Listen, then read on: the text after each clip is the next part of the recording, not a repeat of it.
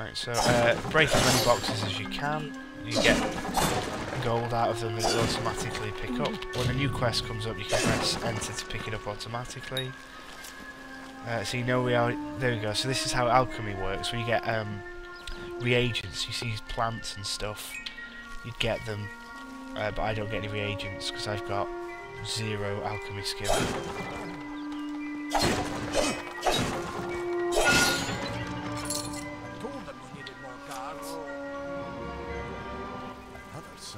Were you one of the professor's assistants in the downstairs? Not without the well. Hughes is the only one.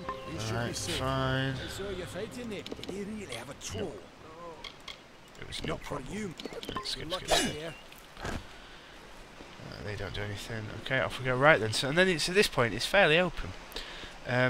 One thing you want to do is if you have a look at, if you see ripples in the water, if you press F, you get items from that, so that's pretty useful. In fact, the other thing I'm going to do, and this goes against what I really wanted to do, I'm going to put another point in detect hidden rather than blacksmithing, because I should be able to do it without blacksmithing. So anyway, so sorry, just go back. So when you level up, you've got these, so you've got sort of, I don't know, what's that, 8, 9 areas that you can level up, and you have to be a particular level before you reach the next set, and there's 3 stages. Each one of these is 1 level's worth of experience points. As you can see, the ones that have little symbols are milestones, so which is like a significant change. So let's have a look. So blacksmithing, but this is really, you really want to get some points in here if you're going to be an archer, a warrior, I suggest, because it makes them really easy. But getting points in detect hidden will just bring up so many other points on your map. You'll get really good equipment just for having it. So while we're exploring, I'm going to have that. And this is how it works. So when I said earlier there's a bit of a cross point spending, cross skills, things like that. On here it's split between sorcery, might and finesse, and you can put points in any of these that you want. So some of them, as you can see up there, Shadow Flare is a finesse skill. Finesse is kind of the rogue tree, but you can, you know, so daggers and bows, sneak bonuses, things like that. So I'm going to be concentrating mostly on the might tree for this point. What I did last time, oh yeah, anything that has a yellow line going through it indicates that you have to learn the bottom one to learn the next ones. Anything that's on its own just has to have a particular amount of points. So I can't learn Greatsword Mastery, which is ultimately what I want to do. So what I want to do is I don't know whether to get my shields up. I might do, because it gives you access to this one, which just gives you improved. It's just a passive which gives you more health, which is good. Quake's quite a nice skill. What's that? Harpoon. Snag and pull an enemy towards you. I've not done that one before. Adrenaline Surge. 30% chance to trigger when health falls below 25%, which is useful, but massive cooldown. I normally have my health quite low because I can't be bothered wasting health potions. So anyway, so for the first part, I'm going to concentrate on this. On the left-hand side, on all of them, you get like the ability tree, or the upheaval, the thing that we have comes from one of these. So the first one, we have something called Comet Strike for the longsword. So I'm going to put a point in that. I can't get that until I've got 5, so putting 3 points in that makes my charge attack. So the first level lets you have it, the second level lets it do more damage, and the third one gives you an award towards something called Fate, which we haven't seen yet, but we'll come to. So that's going to be quite useful. So we will... Or is it? I don't know. I'll come back to this when I've made a decision. I've decided it is, because I'm going to go with a greatsword, and the greatsword ability is pretty good, so I'm going to do that. Okay, so 3 points in brutal weaponry, so just my choice, confirm that, and there we go. So, a couple of potions, items, a load of shit. Weapons, you don't get a greatsword, which is kind of... I'm going to put my... put that on. As my secondary weapon. Okay. So anywhere you see ripples, very, very useful. So you can see I've got red dots on my mini-map now. That's from having detect weapons. Detect hidden. Okay, so we're going to fight some rats.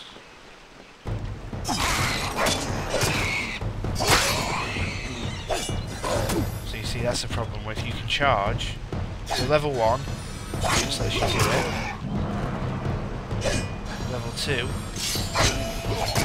makes it do damage over time. Is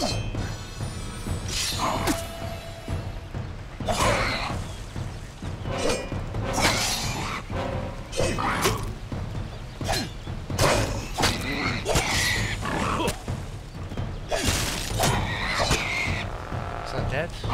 Looks pretty dead.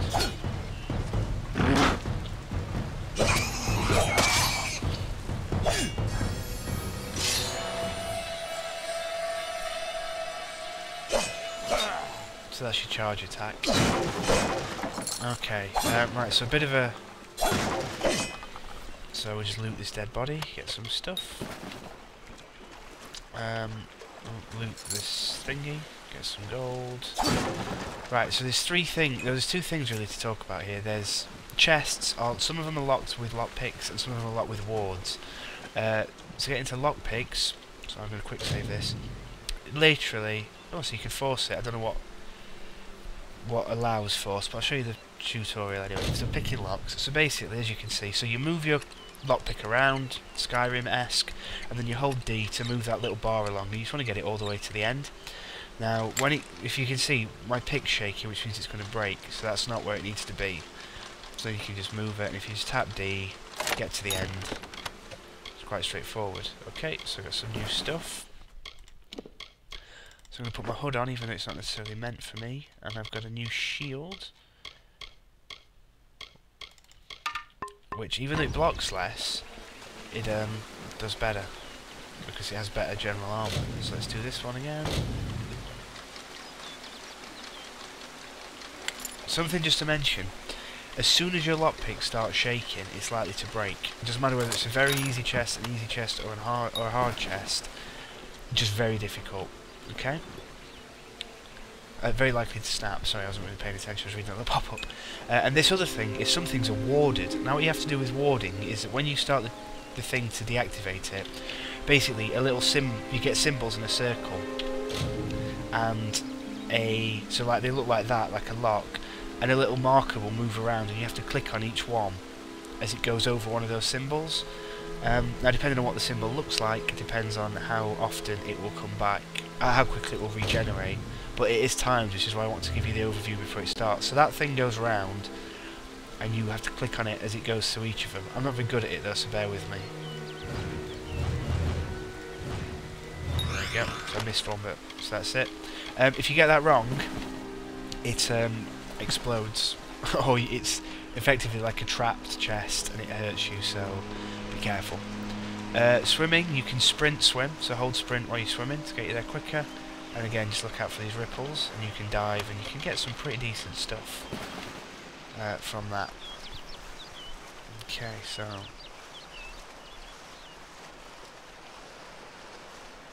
the ripple up here.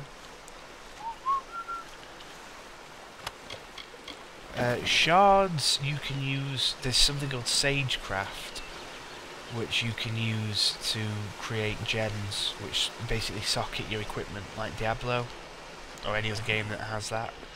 So you can create armour through blacksmithing, but you can also do it, so you see I'm not getting any reagents. You can also, what's the word? Socket them once you've got it. Loot overturned carts. Alright. Those binding things you just saw, they were equipments for alchemy. A couple of things. So this is like a blessing shrine. So Shrine of Mathura gives you a temporary bonus, so look out for those. You can see it's a green dot on your minimap. And also, what's down here? A bear. It's going to be interesting. That little tink noise you hear is you discovering an item. Okay, so it's one thing, you can sneak up on the bear to try and backstab it, or we can, whilst we're hidden, we can get a bonus damage to our attack, which is quite nice.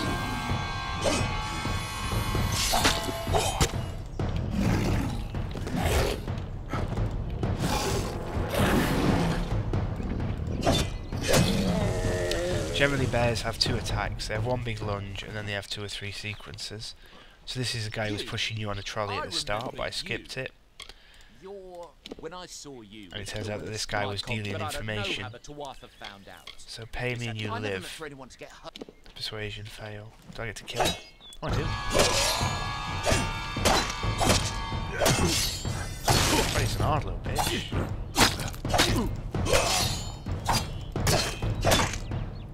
See, last time I had decent persuasion. So I just took his money instead.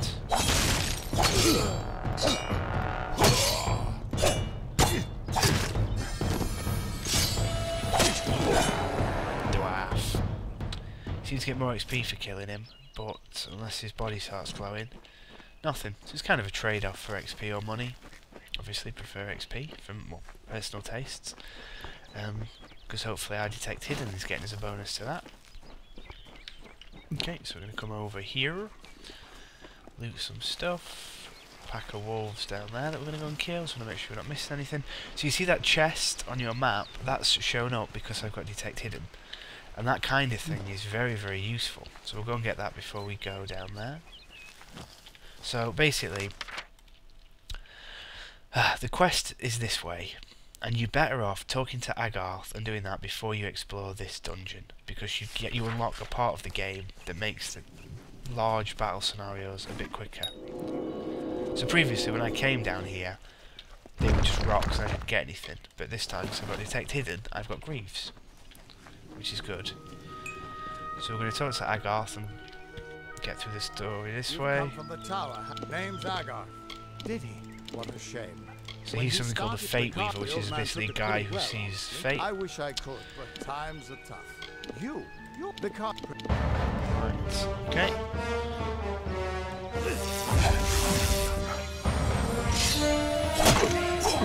So you see now that bar between my health and my mana is filling up, and that's called fate.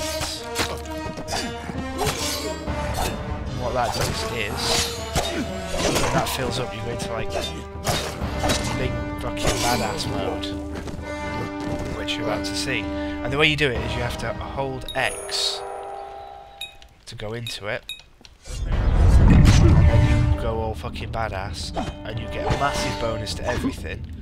Everybody else goes into like badass slow motion. And what happens is people don't die, they just get beat right down. And then once they're almost dead, it says press F on them.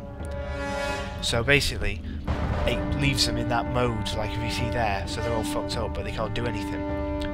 So there you go, so unraveling enemy, and you press F on one of them, and you go into a little thing where you have to click a button to get more XP, and it kills them, and it kills everything that's down to 0 health, or in that mode. So basically, you pop this thing when you're surrounded by enemies, fuck them all up, and then before you run out of your purple bar, press F on the last one, and get a massive bonus to your XP.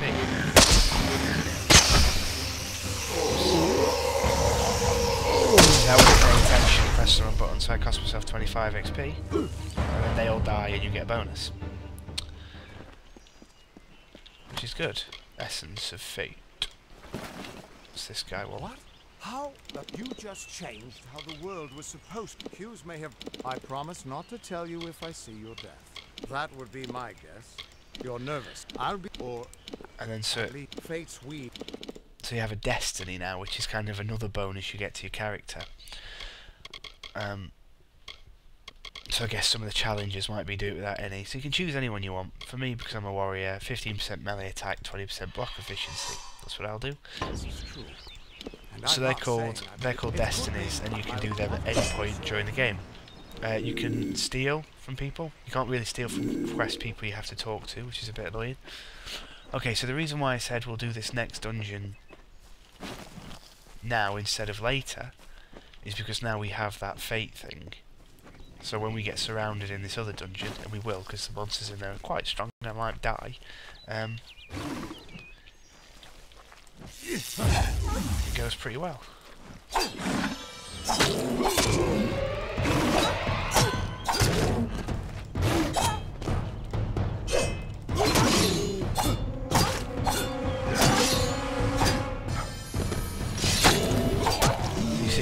doing that charge attack gets you a bonus to your fate for killing them with it. Oh yeah, a lot of the dead animals seem to carry money as well, which is interesting. Okay. So then, a new location, and you can fast travel by going onto your map. But the map and the quests and stuff, are just, like I said, the interface is so clunky. You can't switch between your map and your quests easily, which is really annoying, I find. So, you know. So this is, from what I can tell, this dungeon is just a dungeon. There's no quest things associated with it. You do this on your own will. It also introduces you to traps, so you can see the bear trap on the floor there, don't stand on that.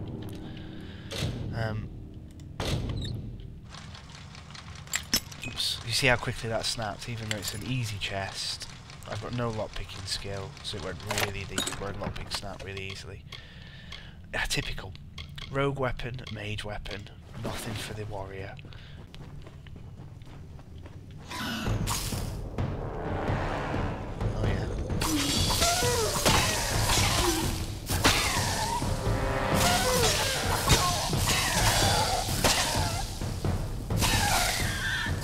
To get a feel for some of the combat styles you might do if you're a rogue. Rogues are really fun, I have to say. And the only reason I'm not doing them is because I wanted to have a go at recording a video and posting it on YouTube. Oh, damn it, all daggers. See how they go. And I didn't want to play as a rogue through the intro again. I want to have a different character on the go. So this is a hard chest, so you're going to see me fuck up all my lockpicks. Oh, unless I fluked it. Have I fluked it? Nope. Oh, bitch. That's not so bad. Ooh, a longsword, a better shield, and some gauntlets. Awesome. Numbing longswords, 23 ice damage. Awesome. I had a better shield as well, didn't I? Sturdy kite shield. Oh, I like the talisman, but that's just defense is too much better. Sturdy cow, robes, don't want them. Hands, student's gauntlets, so it puts my... So, gauntlets are not really... I think I get the feeling they're more magey, given the mana regen, but so this other thing I've got is called a... I can't remember, it's like a wand. It does like that, but it does range damage, but it takes your mana. Something else I wanted to try. Picked up loads of these last time. Oh, where are they? These Shadow Prism, on use, creates a timed explosion that can attract the attention of surrounding enemies. Right, I'm going to try this. It probably won't work. But because I know for a fact there are a load of monsters just around this corner and they will all see me immediately. So I want to see if this distracts them from kicking the shit out of me. So you drop that.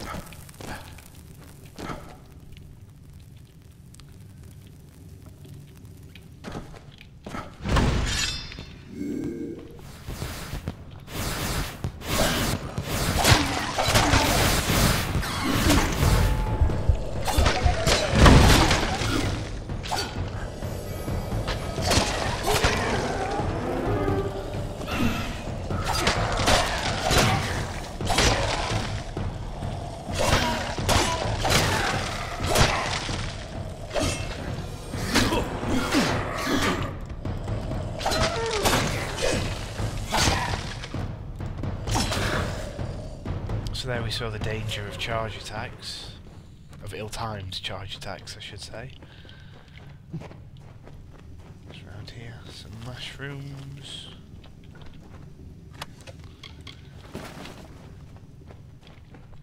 It reminds me very much of recently played Dungeon Siege 3. Kind of reminiscent of that style of gameplay, I think. Okay, so you can see the fancy from monsters rooms full of stuff. Oh, it's not full, motherfucker. That was me being a prick and getting killed. So what I was trying to do there was get my thingy meter up, my fate meter up. Oops.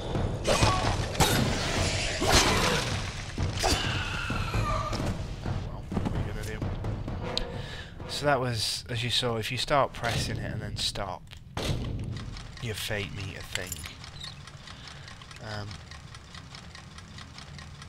it like lags a bit and you just get smashed up, so don't press it unless you're definitely going to use it. It's fun to use, so I'd suggest using it as often as you can, but just be careful. That's a gem I was talking about earlier. Ooh, average.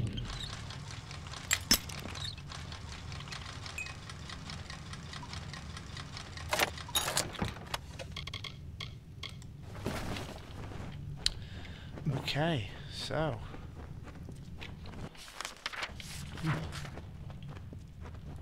I don't know how much